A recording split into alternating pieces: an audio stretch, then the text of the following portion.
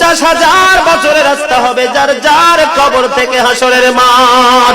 ফুলচেরাতে পুল হবে 30,000 বছরের রাস্তা। আমার উম্মতগুলো কিভাবে রে পায়ে হেঁটে তারা অতিক্রম করবে? বন্ধু নবী এমনি এমনি কাঁদেনি রে, নবী জানিয়ে দিয়েছে কাল কিয়ামতের ময়দানে উম্মতগুলো খালি পায়ে থাকবে, মাটি তো তামা থাকবে। ও বন্ধু, তাদের শরীরে কোনো পোশাক থাকবে না, উলঙ্গ অবস্থায় থাকবে।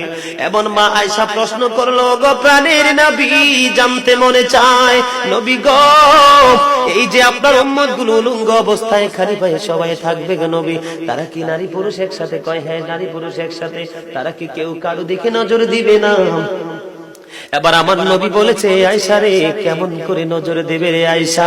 বন্যার পানি যেমনি প্রবল বেগে বৃদ্ধি পেয়ে পৃথিবীর মানুষগুলোকে গ্রাস করে ফেলেন, কাল কিয়ামতের দিন এই জাহান্নামের আগুন মানুষের দিকে বন্যার মতো প্রবল বেগে ছুটে এসে মানুষকে ঘিরে ফেলবে। এত ভয়ঙ্কর হবে রে আয়েশা কেরা, এত ভয়ঙ্কর হবে আশুরের দিন, এত ভয়ঙ্কর হবে সেই দিন। আর সেদিন এত বিপজ্জনক হবে, একটা পুরুষ আর একটা নারীর দিকে তাকাইবার মতো সুযোগ থাকবে না।